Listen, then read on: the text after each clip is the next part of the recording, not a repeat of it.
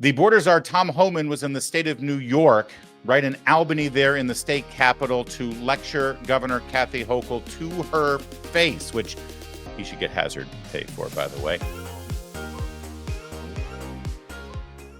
He wanted to point out how the state of New York not cooperating with ICE and the Department of Homeland Security was making New Yorkers' lives more dangerous.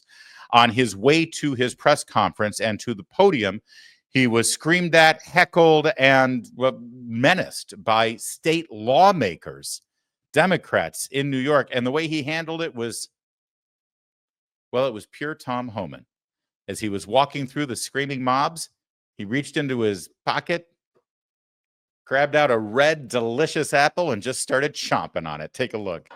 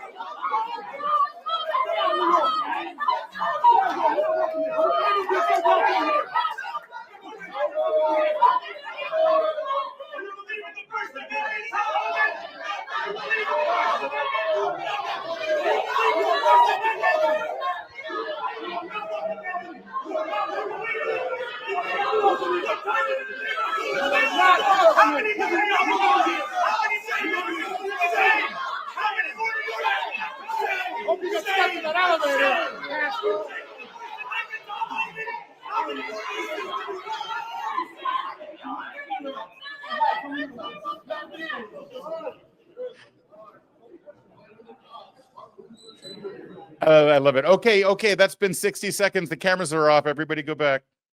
I do love this guy. This guy apparently is a candidate for mayor of New York. And look at if that, see, hold me back. Let me tell you that if those state troopers were not there, he would not be doing that. I promise. Homan's like, bring it on, Pipsqueak. He eats guys like that for breakfast. Can we go back to Homan munching on the apple, though? Look at the smile on his face as he goes by. Look at it's fantastic. Oh, that's brilliant. All right, well, he made his way to the podium, and then it was time to deliver some remarks on the safety, security, and public safety situation in New York right now, thanks to the governor and thanks to the Democrats' open border sanctuary policy. So take it away, Tom Homan. Let's talk about your governor. Your governor who's standing on national TV after NYPD were assaulted by illegal alien gang members. You had a woman burned alive by illegal alien subway. Your governor stands on national TV. I think criminal aliens should be deported. What's one of the first things she do? She goes down to New York City and tries to fire the mayor who wants to help me find public safety threats. Let me give a shout out to Mayor Adams. Like him or love him, I called him up for 2 years, but not doing enough. As a career cop, he wasn't doing enough.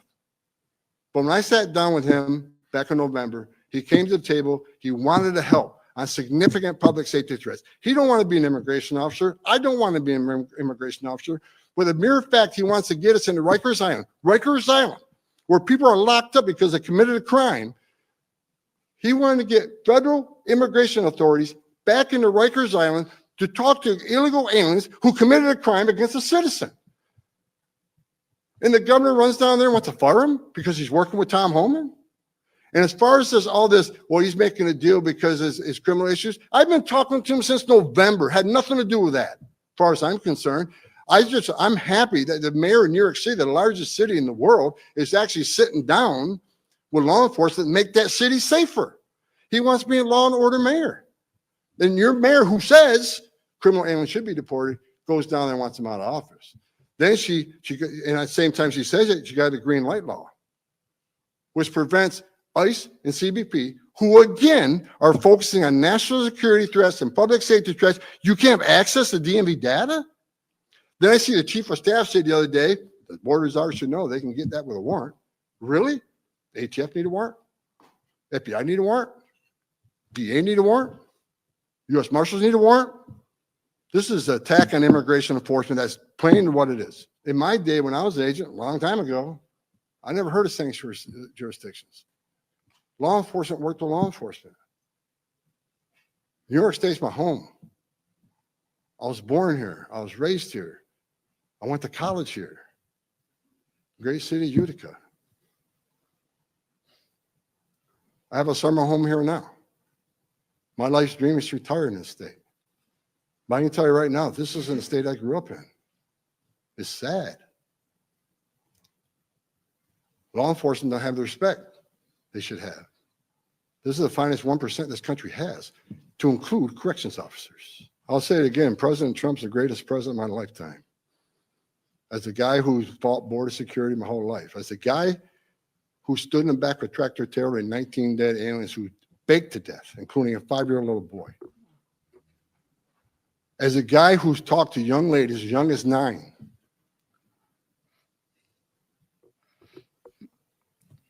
who were brutally raped numerous times by members of the cartel for simply crossing the border as part of payment.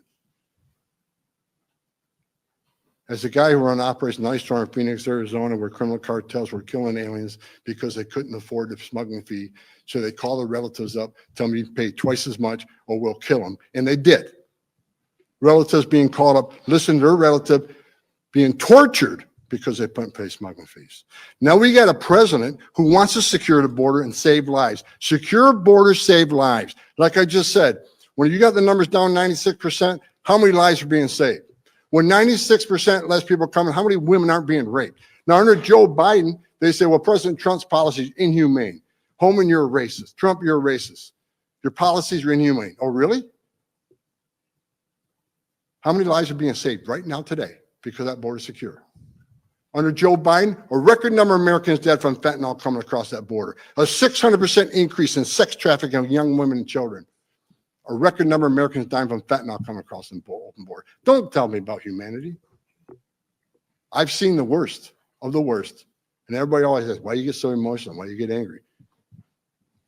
I get pissed off that anybody wants to purposely open this border up and put lives at risk. Open borders has killed record number of Americans, killed a record number of aliens, and that's just a stone cold fact. Look at the data, it's there for you to see. President Trump's saving lives every day. President Trump committed to concentrate on the worst of the worst and driving down illegal alien crime. That's exactly what we're doing. I looked at the numbers this morning. We're about 35,000 interior arrests, somewhere in that neighborhood. Vast majority being criminals. There are non-criminals, but again, sanctuary cities is to blame for most of that stuff. So we're keeping our promise. I want to be clear. If you're in the country legally, you're not off the table. I mean, that's clear from day one. It's not okay to be in this country legally. It's a violation of the law. And for members of Congress saying it's not it's not a crime, enter the country, wrong. As a member of Congress, you should know what the law says. It's ridiculous. Now we got Congress people out there saying they're educating illegal aliens to their constitutional rights. Okay, you can claim that. We all know what's going on. You're teaching people how to evade law enforcement, which means we're arresting less child predators. We're arresting less people convicted of sex crimes and serious assault crimes because they're educated. Fine. You're not going to stop us. New York State, you got to change the sanctuary status. If you don't, get out of the way because we're going to do our job. Tom Homan, your border czar, he is an incredible patriot and he's a great American and he's doing a job that nobody thought was possible and he's getting it done. And I got to tell you, I know the Democrats are terrified for people getting swept up in a deportation scheme who are here in this country illegally, but they're just trying to work hard for a better life for themselves, which, I have great personal respect for, but I kind of lose respect when I find out that you've broken the law to come into this country and circumvented people who are waiting in line and doing it the right way. And I know that Democrats are also terrified that in some way Trump will be successful here and thereby expose all of their policies as being so wrong-headed, so un-American, so unsafe, and that they've been lying. I mean, the lie's already been exposed, as you heard from Trump, where Biden and the Democrats said that they need a new bipartisan bill to be able to protect the border. And well, look where we are. As Trump put it, all we really needed was a new president. They're terrified about that. But you know what's really terrifying to them? Do you know what will really scare Governor Hochul and Democrats, especially in the state of New York? I see Tom Homan there at the podium with the microphone and the American flags behind him and lawmakers in Albany behind him, and I see him giving this great speech and so effective, and I think to myself, you know what would really, really terrify Democrats in New York? Really? My name is Tom Homan, and I'm running for governor of New York. Now that would be something.